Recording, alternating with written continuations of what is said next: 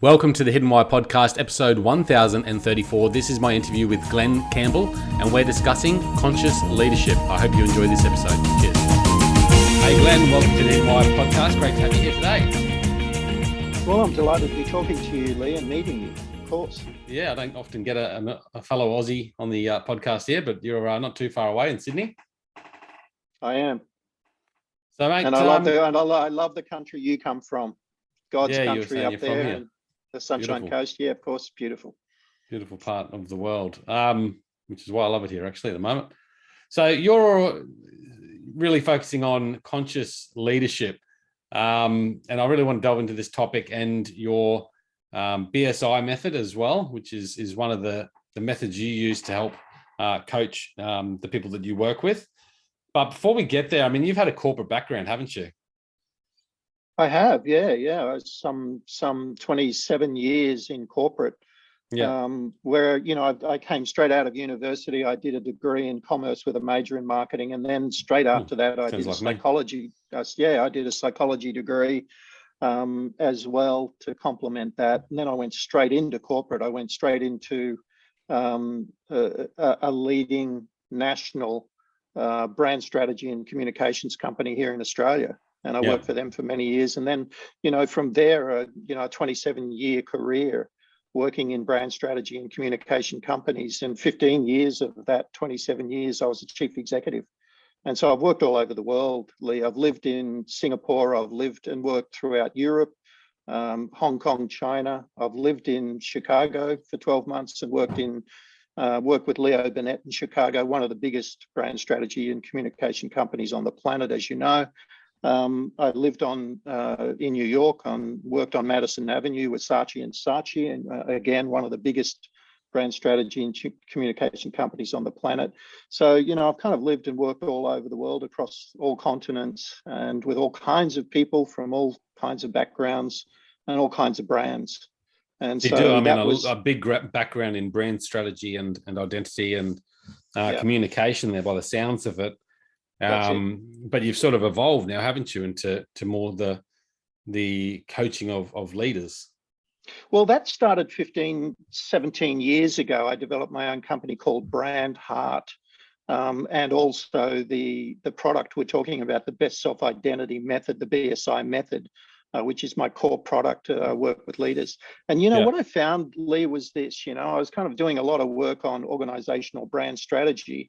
And I found, this had been bothering me for a long time, is that if you don't get the leader in coherence first with themselves, if the leader, whoever the leader is, and I've worked with a lot of female leaders, probably mostly actually, about 75% female leaders, I've found that if they're in not coherence of their true highest self, if they don't have clarity and focus of self, if they don't know their personal vision, purpose, and unique identity, what I call their higher self, well, there's going to be trouble because there's going to be dysfunctionality in their leadership approach and inside their culture as well. And so I talk a lot about energetic harmony, where once you kind of know who you are, you can answer those primordial questions that have plagued humanity for time immemorial. Who am I and why am I here? Once a leader can answer those questions, and they've got energetic harmony around it, and I'm talking about elevated energetic levels around it, then that has a massive impact on every life they touch, and especially the organizations that they're leading, the cultures of the organizations, because I believe cultures are developed not through the old world approach of values-based cultures, imposing values on people. That doesn't work. It really is about energetic harmony. It's about, the energy coming from the leader and the coherence of people to do their best work, the freedom to do their best work inside that energetic framework. And if they're working inside a culture of high energy, and they're given the freedom to do their best work, then you're going to have companies that are absolutely unstoppable, mate. There is nothing in the world that can stop them from being leading brands and doing great work with every life they touch. You talked about, you work with a lot of female leaders. Is that primarily because female leaders are more open to, becoming more self-aware and learning whereas males might be a bit more blocked from that, do you think? Or is it just because that's your field of work? Well, And I think there's two reasons. And number one, I seem to attract more female leaders. I just seem to attract them because I've worked with a number of them. They refer me a lot, and so female leaders know and understand female leaders and have a network of them, and I get a lot of referrals to other female leaders. But I think the point you made is particularly true. I think they're more on a process. They're more open. They're more willing to be vulnerable. They're more willing to explore. They're more willing to learn and adapt and adopt. And they're more willing to apply. And so once they learn this stuff, they actually go about applying it, which means they get change. Yeah. They have more positive change faster, which is brilliant. That's interesting. And what is the disconnect here? Like, why are we so disconnected from the self, this higher consciousness, or what do you call it? Higher self. Higher self. It's higher self or source self, if you want to use that term. Yeah, I mean, I come from a leadership background, and I certainly can relate to being disconnected from my higher self. Maybe it's because I never explored the self before going into that role. But I was put in a leadership role, and I felt that I actually sort of become, I don't know, they sort of wrapped me up as this leader that I wasn't. It wasn't actually a representation of who I was. And it wasn't until after I left my corporate management roles that I actually started exploring the self and self-development. And that's where I really started getting confidence and really connecting within. And that certainly has helped me now in my career at the moment. But I mean, is there a reason for this disconnect from, leaders being someone who they aren't? Yeah. And I think it starts from the beginning, from the day we come into this earth. Right. Because we're programmed, to be inside a system, and we're programmed to adopt an identity, which is not really who we are as our true self. And, we become systematized. And, we do become programmed. There's this in those first informative years, the years from 0 to 7, they call them the imprinting years. And what they do is they imprint us inside a system.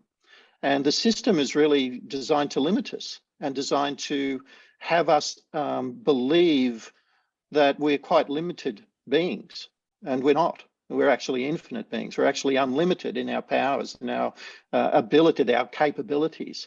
But we're kind of brought, we're stuck inside this cage of knowing and understanding who we are and being inside a system and a process that, really has to comply. And, you just talked a moment ago, you just said it a moment ago, you were put inside a role and you were kind of systematized. This is the way we do things around here, Lee. And, you got to, work inside the system, work inside our rules, right? And you'll find that most of those rules limit you. Limit your ability to be creative and imaginative, limit your ability to, come up with extraordinary ideas that are outside. Most people who do that get shunned. They get thrown outside the system. It's like, he's crazy. Don't listen to him. He's not doing things the way we do things around here. And so, we're brought up to be like that. And we know that inside the education system, inside the governmental system, the rules, the legal system, all these systems are designed to kind of keep us, boxed in, caged. Enslaved, really. I'd say that. And so my work with leaders is to kind of show them the evidence of that. I think, people are waking up on this planet right now as to that's the case. And they're looking for ways out. They just don't know how to get out. And so my work is to show them that this is what's happening to them. And I'm not a doomsayer or anything. It's just like, this is what's been going on. And, you're so much more than this. And so what I want to do is introduce you to your true higher self. And it's not me imposing, my views on who they should be. I mean, this is what, this is when people do these, personality assessments. And by the way, in America, people spend $3 billion a year on personality assessments. And they do a whole series of questionnaires to be categorized into somebody else's predetermined classification. Why would you do that to yourself? And why would you believe that personality is your identity? It's not. It's one facet of your identity. It's actually your your expression of your identity. So your personality is not your identity, nor are your values, nor are your strengths, and nor is some other label like your title or your role. Your identity. Yes, is it a way for people to try and understand themselves by, if I can do this assessment, maybe they'll give me some clues. That's what they're looking for. That's why they spend so much money on, personality assessments. There's a whole heap of them. And, people are spending $46 billion a year in the US on, personal development programs. And, why are they doing that? Because they're looking for answers, Lee. Yeah. They're trying to find a way out, but they're looking for answers inside an old system that is stuck in the old paradigms, that is kind of reinforcing the old ways. And what I'm doing is kind of breaking out of that system and saying, stop looking outside, stop looking externally for answers. That's not where you're going to find it. You've really got to go back inside, and you've got to seek answers inside. Yeah. And so what I do is I take people on a journey of self-discovery, where I'm not telling them anything. I'm helping them to discover who they really are. And that process of discovery is awesomely, it's incredible what happens.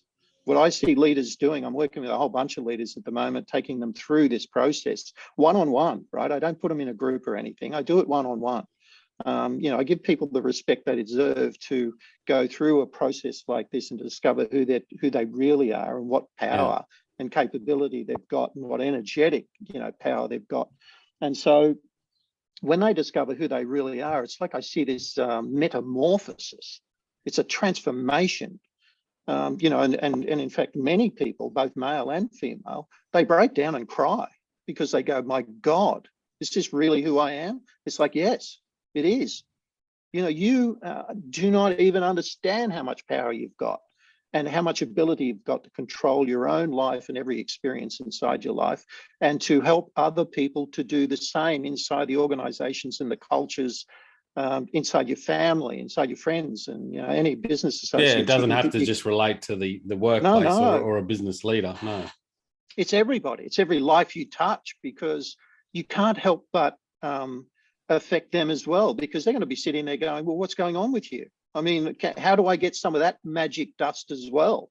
And so it is an extraordinary thing. And now more than ever, Lee, you see what's going on in the world. The world is upside down. It's in complete and total collapse. And this is why we need these kinds of leaders. This is why I'm on this mission now to work with as many leaders as I can, to help them to kind of wake up and see who they really are, and to act in a way as a completely sovereign being that has the power to take control of their own life and help others to do the same. And, it's when they get in touch with their true higher self that they can realize that power and apply it. And they don't become victims of the system anymore or slaves of the system.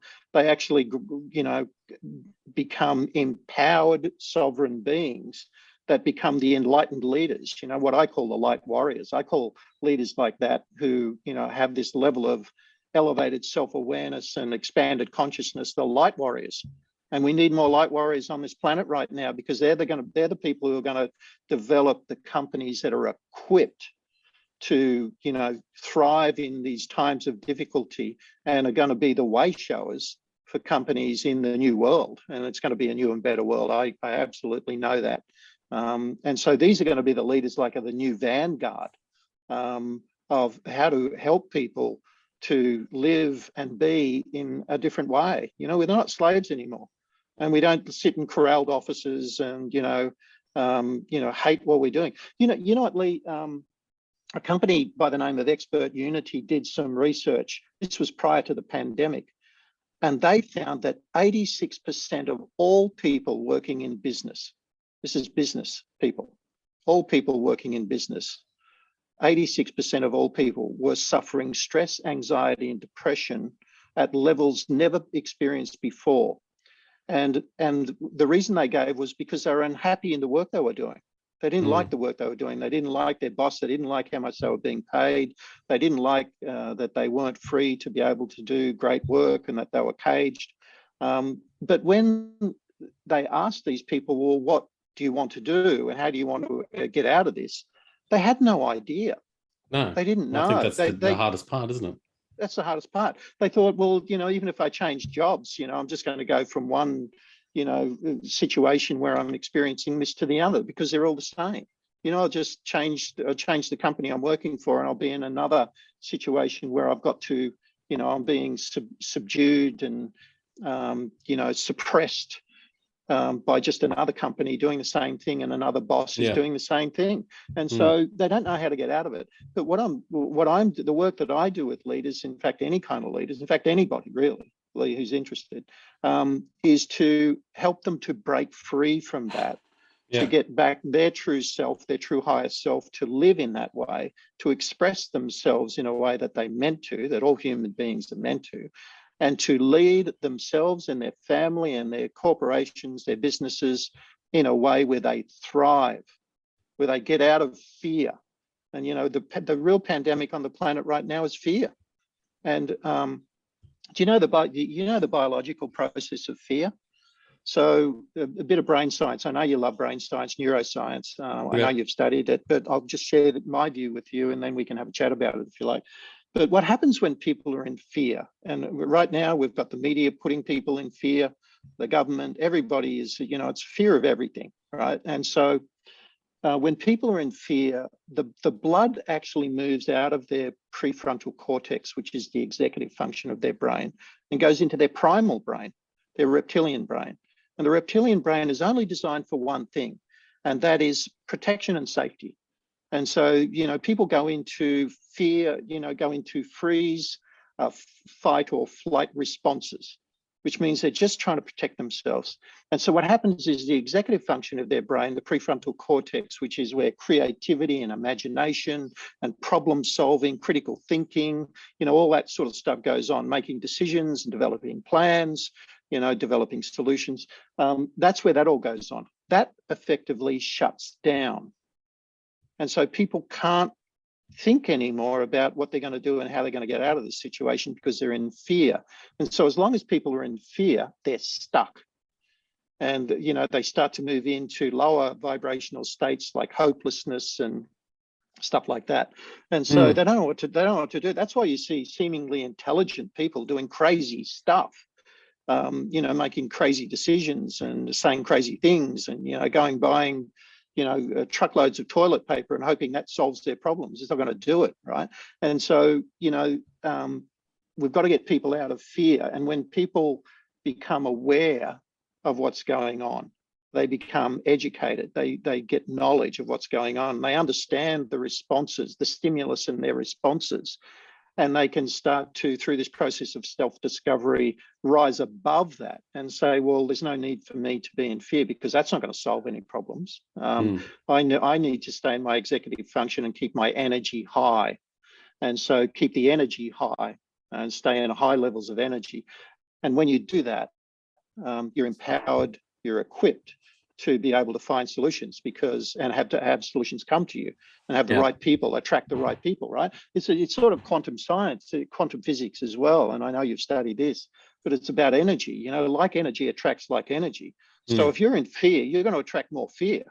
If you're in scarcity, you're going to attract more scarcity. If you believe that everything's going bad and going wrong, well, you're going to attract that into your life. However, if you can break out of that fear and move up into higher levels of energetic vibration, well, you're going to attract, I'm a very optimistic person. I mean, I see this world going through these challenges right now and coming out the other side a vastly better world.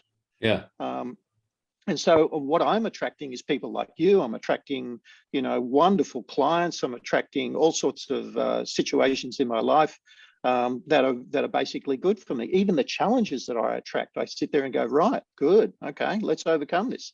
No problem. I have the capability to overcome anything and anybody. And so therefore, I'll do that from a position of calmness and resourcewulness and a high energetic level.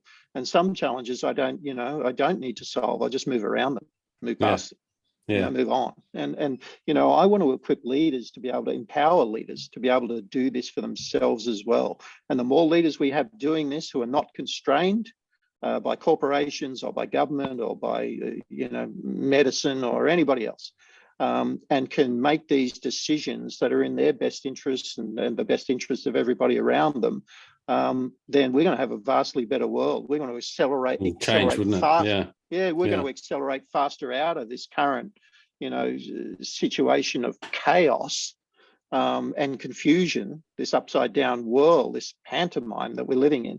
We're going to move out of that a whole lot faster. The more leaders that we've got who can do that, the more, the faster we're going to move out of this and move into a vastly better world for everybody. And so that's what I'm in the business of doing, helping leaders to do, Lee. Yeah, well, I love your purpose. It's a big one. Well, you want to hear it? You want to hear my purpose? Yeah, go on. My statement. Yes. My personal vision statement. I am the light that awakens leaders to higher self-realization. That's it, mate. That's why I get out of bed every morning. That's what I'm here to do, and I'm going to do it. And that's all there is to it, right? And so the more leaders I can work with to help do that, to, awaken to higher self-realization through the process of discovering who they really are and why they're here, their unique higher self and identity, the better the world is going to be. 100%. Don't disagree with you at all or anything you've said throughout that. I mean, you talk about constraints there, and I think the biggest constraint that we have is our self-constraint, and that comes back to having this high level of self-awareness as well. But you look around us, I mean, I can see people every day that are dissatisfied with their life, whether it's work, relationships, whatever it is. There seems to be a higher level of stress, depression. There's more people that I know of now than ever before that are on antidepressants. And people that you would consider on that point, Lee, I saw some recent research from the US. That the use of antidepressants and anti-anxiety medication has risen 57% in the last 12 months. Yeah, and that comes back to the fear that the media is, you look at the fear from the pandemic. It is just being bombarded constantly. Now, I don't watch news, but even with this pandemic, I was getting caught up into news in some form that was causing me anxiety and stress. So I had to sort of shut that down and move away again. But that level of fear. I haven't read a newspaper, listened to the radio news, watched the TV news in over 3 years. Yeah. I'm really not interested in the propaganda at all, because it is designed to keep you constrained, to lock you in your home, to believe that there's no way out, that we're all done. And so, I'm not, and I've worked with the media at the highest levels. I mean, I've worked on some of the biggest broadcasters on this planet developing their strategy. I've sat in newsrooms. I've seen what they do with stories. I've seen them change the truth into a better headline that's going to sell more column, that's going to sell, you get more eyeballs, as they call it, right? And so I've been in those rooms. I've seen what they've done. And I've sat there and gone, but hold on a minute, that's, I've seen the editor-in-chief say, no, we're not going to use that headline. We'll use this headline. Change the headline from the journalist and say, this is the way we're going to run this story. And it's fear-mongering. It's all based on fear, because fear sells. Good news doesn't sell, fear sells. And so, whatever you believe is going on with the worldwide media at the moment, and the fact that they're all kind of in lockstep around everything, it kind of doesn't matter. Exposing yourself to that does keep you in fear. And, my best advice to people is just cut it all off. I mean, get away from it. You don't need it. What you need to do is kind of get out of that external stimulus that is provoking fear and limitation, and get back into your true self, because the true self is an unbelievably powerful thing. Your ability to become self-aware and to understand who you really are and what you got is extraordinary. I have these conversations every day, and I see, every day people kind of breaking free of this, these paradigms and the rules and the systems, and understanding their sovereignty and understanding what power they have. And I see change happening fast. I mean, you can't, energy is vibrational energy, and is instantaneous, right? And people are changing fast, and their life is changing fast for the better, not just their personal life and their relationships with people, but their ability to thrive in their businesses and in their life. extraordinary Yeah, stuff you can happening. sort of see how the rapid pace of this world that we're living in, the rapid pace of conformity that we've gravitated to, and just people running around doing things day to day without any sort of purpose, other than to, I guess, put food on the table and try and live a happy existence. But they're actually making it worse for themselves, I think, in many ways. And we've come to that brink point now where it's either keep doing what you're doing and take more depressants and all that sort of thing to just get by, or change something, do something different to wake up and live a better existence. And I think I just had a death. My father just passed away recently, and that certainly woke me up to this idea that, hey, life is fairly short, and what is this point of existing if you're not enjoying it and you're not living to some level of inner purpose? And certainly that is something that I'm connecting with right now a lot more. And I think I've always worked, for the last several years, I've worked on this self-awareness, and that those things connect to help keep me aligned with my core values, I guess. That's correct. Everything you've said, I completely agree with, Lee. It really is all about, what is my true higher purpose? Why am I here? And if you look at the research by guys like Collins and Porras, you've probably read Good to Great. In that book, which is really just, it's a bit of a tough read actually, but it's really just a research report of them studying over 1,200 companies over a period of, decades, and finding out why some companies perform significantly better than others on the stock exchange. And what they found is this: visionary companies outperformed all others on the stock exchange by a factor of 15 since 1926. Now, to be a truly visionary company, you must have a visionary leader. And so visionary leaders are visionary people, which means they understand their own vision, their own purpose, their own unique identity first and foremost, because you cannot be a visionary leader unless you understand what your vision is, what your personal vision is. Yeah. And so this is the reason, and by the way, there's not many of these companies who have outperformed, because most companies on the stock exchange in the US have fallen by the wayside. Over 55% of all companies that were on the stock exchange as a top Fortune 500 company in 1955 are not there anymore. They're gone. And so, these companies don't have any longevity if they're not visionary companies. So the work that I'm doing is to teach leaders how to be personally visionary, to understand what their personal vision is, their personal purpose, their meaning in life, their true meaning in life, which I call their true higher self, to live to their true higher self. Because if you're living to your true higher self, you're living with meaning, you're living with purpose. You get up every morning and you know why you're getting up. And you relish the opportunity to take on the day, because you're taking the day on with purpose. You know why you're here. And so then what you do is you share that, energy and that meaning inside the context of your family, and you help them to do the same inside the context of your organization or any collectives that you're a part of. They'll all feel it. And what you don't do is say, no, you've got to follow my purpose. What you do is say, you need to find out your own purpose as well. And if you're going to be a part of this collective, you as an individual live to your purpose and contribute to this collective, collaborate, cooperate, co-create with this collective in a way that is you doing your best work. And I don't even want to tell you how to do that. You work it out for yourself.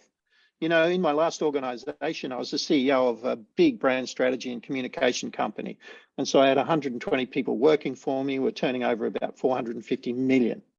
And you know what, I came in and I found that the guy who was the CEO before me was a PhD from Oxford, English guy. And he had these guys so locked down. This is a creative company. We're in the business of creativity, brand strategy, creative brand strategies to help our clients, outperform their competitors and to create a value proposition to their market. It's so much better than anybody else, right? Where they serve their market better than anybody else. He had the company so locked down that the creativity of the company was crap. And so, as soon as he had managed his process of moving out, and then I moved into the CEO role. And the first thing I did the day he left was I pulled the whole company together and said, we're going to change the rules. Right? We're changing it. We're not doing that anymore, right? each and every one of you is here for a reason, because you're powerful people who are extraordinary at your work. And if those who don't want to play this game, come see me, and, I'll help you find a better role somewhere else for you. But if you're here, you're extraordinary people, and I just want to empower you to do your best work in the way that you know best. I don't want to tell you how to do it. I don't want to show you how to do it. I want you to work out how to do it. And I said, the more new mistakes you make, the better I'm going to feel. And they all kind of looked at me and went, "You're encouraging us to make mistakes?" Yes, I am, because you're exploring, you're looking for better ways. Just don't make the same mistake twice, because, I'll think you don't care or you're not interested. And so make as many new mistakes as you want to make, because you're exploring, you're looking for better ways to do things. You go ahead and do it. And don't come to me looking for answers. Find your own answers, find your own solutions. If you want to come and talk to me, I'm here. But I really want you to explore new and better ways to do things. Man, what happened in my company was unbelievable. I was a part of an international publicly listed company. And inside 6 months, our EBITDA, you know what that means, our EBIT, increased by 22%. I mean, we were attracting new clients.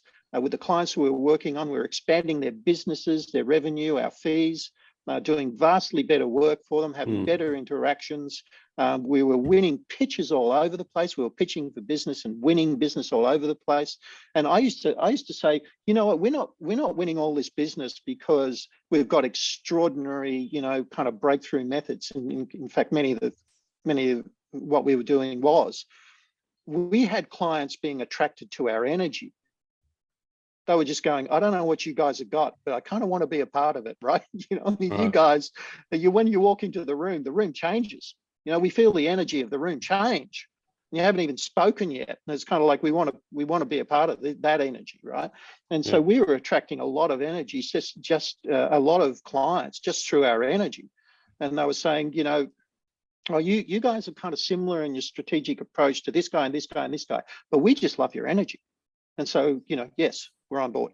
Yeah. And, and I had my group chief executive saying to me, "What are you doing down there? What do you got going on down there? What's happening? We need to tell the rest of the agencies in the network and share share with them." And I said, "Well, get them all together and I'll tell them what I'm doing." I'm very happy to share with them all as well. And this is this was a $7 billion company, and I was working in the Asia Pacific side of it. And, they were getting me to give speeches to all the CEOs of all the companies and say, "This is what I'm doing, and this is why I'm growing at 22% quarter on quarter in my EBIT, not my revenue, my profit." Yeah. Extraordinary. So tell us about this, just before we wrap things up. Can you run us through the BSI method? Oh, the BSI. Yeah, the BSI method is a 3-stage online program that I put leaders through. That is fused with my personal one-on-one coaching as well. And so the first stage of the method is becoming self-aware. And this is where we kind of sit down and do the work of self-discovery and say, well, if we're going to start any journey, we're going to kind of know where we are now. Yeah. And so we do a lot of work, and believe me, there's quantum physics in this, there's neuroscience, there's philosophy, there's psychology, there's parapsychology, metaphysics. I kind of go into a lot of areas, right, that we explore together, and also the latest in leadership research as well, and leadership styles, and leadership philosophies and all that. We go into a lot of that. But the first stage is becoming self-aware. Stage 2 is the discovery of your true higher self, where I actually work with them to help them discover who they really are as their true self. And they do that work. They discover their true higher self because it's already in there.